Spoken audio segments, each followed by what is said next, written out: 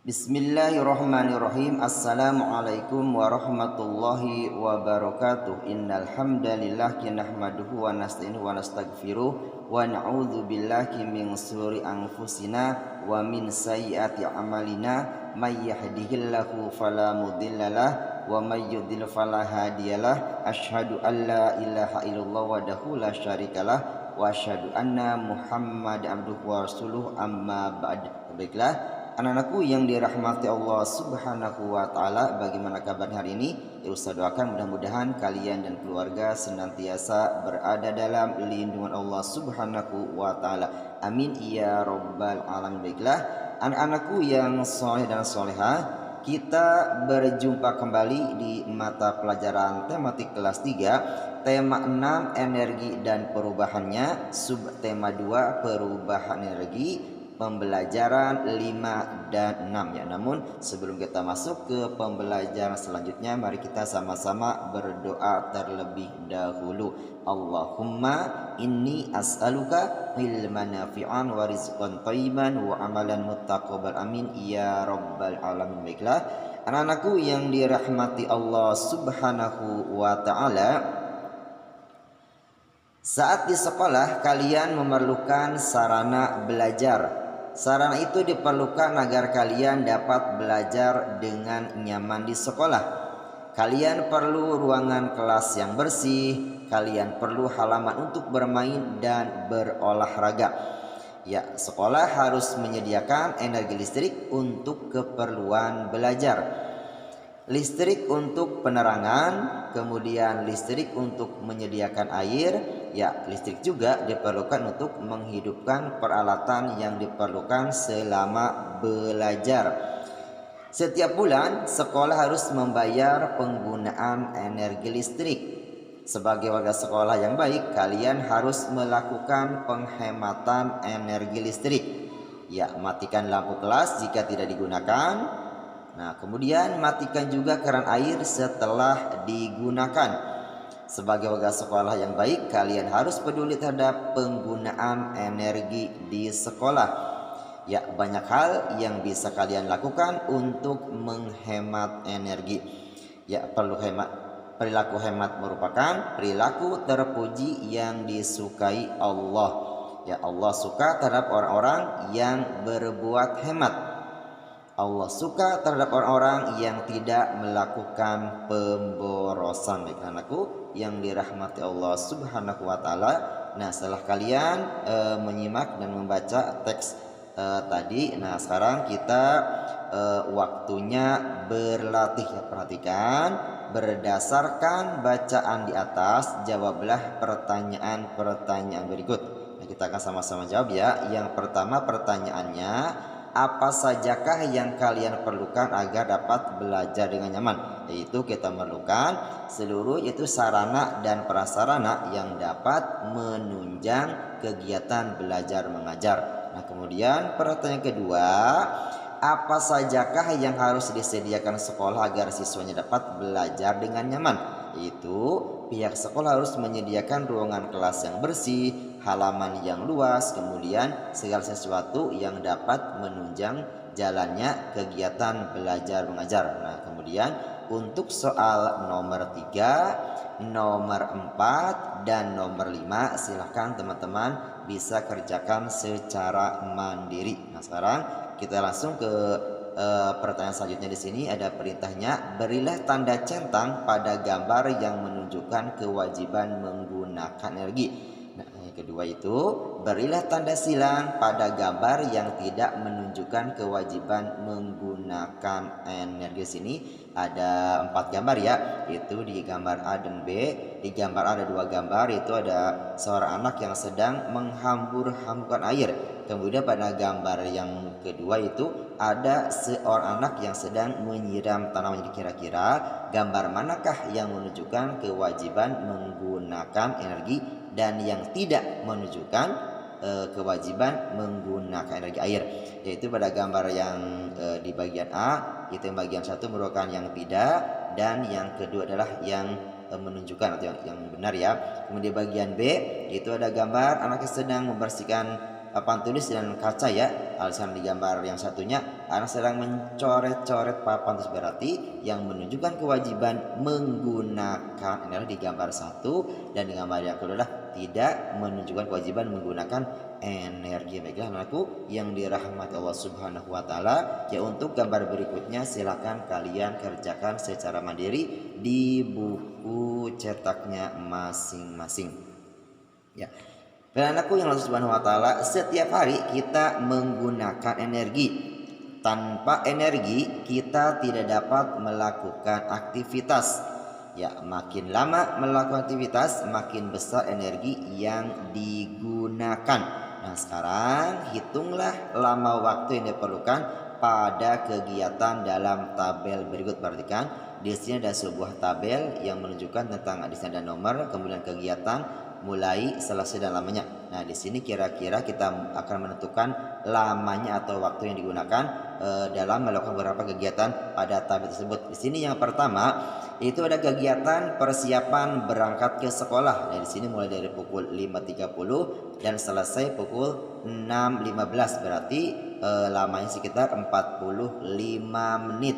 Nah, kemudian di sini ada itu perjalanan ke sekolah, ya dimulai dari 6.20 yang selesai itu 6.50. Nah, berarti lamanya sekitar 30 menit. Kemudian ada kegiatan les matematika dimulai dari pukul 15.00 dan selesai pukul 16.30. Berarti lamanya 1 jam 30 menit. Kemudian di sini ada kegiatan mengerjakan pekerjaan rumah dimulai dari pukul 19.30 dan selesai pukul 21.00. Nah, berarti lamanya kegiatan adalah sekitar 2 jam 30 menit. Yang kelima yang terakhir adalah kegiatan istirahat malam, itu dimulai dari pukul 20.30 dan selesai atau bangun pukul 5.00. Maka lamanya kegiatan adalah 6 jam 30 menit. Nah, perhatikan bahwasanya pada tabel di atas tadi ada 5 kegiatan. Nah, di sini sekarang kita akan coba menentukan kira-kira kegiatan apa saja yang dilakukan singkat dan kegiatan wajah yang dilakukan paling lama. Ya, di sini kita akan coba lihat bahwasanya kegiatan yang paling singkat adalah yang kedua adalah kegiatan yang paling lama. Kira-kira apa aja? Yo, kira-kira apa kegiatan yang paling singkat? Ya, betul sekali, yaitu perjalanan ke sekolah sekitar 30 menit. Adapun kegiatan yang paling lama adalah yaitu istirahat malam, yaitu sekitar 6 jam 30 menit. Baiklah anak-anakku yang dirahmati Allah Subhanahu wa taala, ya perlu kalian ketahui bahwasanya perubahan energi merupakan kejadian yang setiap saat dapat diamati. Nah, sekarang ayo susunlah informasi tentang perubahan energi. Ya, mulai bangun tidur hingga kalian berangkat ke sekolah. Nah, kemudian tuliskan dalam bentuk tabel seperti berikut. Di sini ada sebuah tabel ya, perubahan energi yang sering tidak kita sadari. Nah, kasih contoh ya, misalkan ya, nomor 1 adalah peristiwa kegiatan. Ya, misalkan menyalakan lampu kamar tidur. Nah, kira-kira apa perubahan energinya? Yaitu perubahan energi listrik menjadi energi cahaya. Kemudian misalkan contoh yang kedua, yaitu misalkan menyalakan kipas angin. Nah, berarti apa perubahan energinya? Yaitu perubahan energi listrik menjadi energi gerak. Dan contoh yang ketiga misalnya ada kita menyetrika pakaian. Nah, kira-kira apa perubahannya? Perubahan energinya apa ya? Yaitu perubahan energi listrik menjadi energi panas. Itu beberapa contoh. Nah, silahkan kalian bisa mencari lagi contoh-contoh yang lainnya. Baiklah anak-anakku yang dirahmati Allah Subhanahu wa taala, perhatikan, energi merupakan karunia Allah Subhanahu wa taala. Manusia tidak dapat menciptakan energi, ya manusia juga tidak dapat memusnahkan energi. Ya, manusia hanya mampu mengubah bentuknya. Energi berubah dari bentuk yang satu ke bentuk yang lain.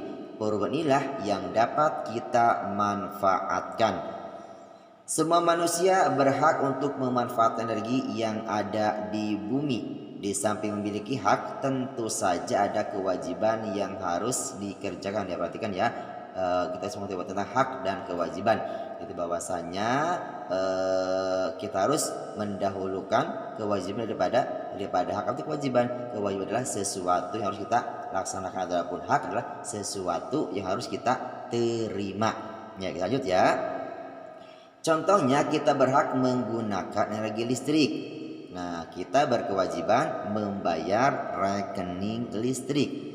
Nah, kemudian bersama dengan keluarga kalian di rumah, ya coba kalian diskusikan hak dan kewajiban yang saling berhubungan. Nah, di sini tuliskan hasil diskusi kalian dalam tabel berikut. Nah, ini karena pembelajarannya melalui jarak jauh, online ya. Silakan kalian bersama keluarga, bersama orang tua kalian harus menuliskan hak dan kewajiban. Saya contohkan di sini, misalkan yang nomor 1 adalah menggunakan energi listrik untuk menghidupkan berbagai peralatan di rumah, maka kewajibannya membayar rekening listrik setiap bulan. Kemudian untuk yang kolom nomor 2, 3, 4, dan 5 silahkan kalian kerjakan secara mandiri. Ya baiklah, anakku yang dirahmati Allah Subhanahu wa taala, sekarang kita waktunya berlatih. Di sini ada beberapa pertanyaan atau soal. Ya, yang pertama, lama dan besarnya penggunaan energi listrik mempengaruhi besarnya biaya yang harus dibayar. Nah, sekarang tentukan lama penggunaan alat listrik pada tabel berikut. Nah, perhatikan di sini. Di sini ada tabel yang berisi nomor, nama alat listrik, kemudian penggunaan dari mulai sampai selesai dan lamanya. Dan di sini kita perintahnya untuk menghitung lama alat listrik digunakan. Misalnya pertama, di sini ada pompa air. Ya, dimulai digunakan dari mulai pukul 4.30 sampai dengan pukul 5.00. Berarti lamanya sekitar 30 menit. Nah, kemudian kedua ada penanak nasi. Ya, mulai digunakan sekitar pukul 5.00 sampai pukul 6.00. Berarti lama yang digunakan adalah yaitu 1 jam atau 60 menit. Kemudian televisi yang mulai digunakan atau dinyalakan sekitar pukul 13 dan selesai pukul 14.30. Berarti ya lamanya digunakan adalah sekitar 1 jam 30 menit. Kemudian keempat ada nama listrik adalah mesin cuci. Nah, kemudian digunakan dari mulai pukul 10.00 dan selesai digunakan pukul 11.15. Berarti lamanya digunakan alat tersebut adalah sekitar 1 jam 15 menit. Yang terakhir ada lampu ruang keluarga.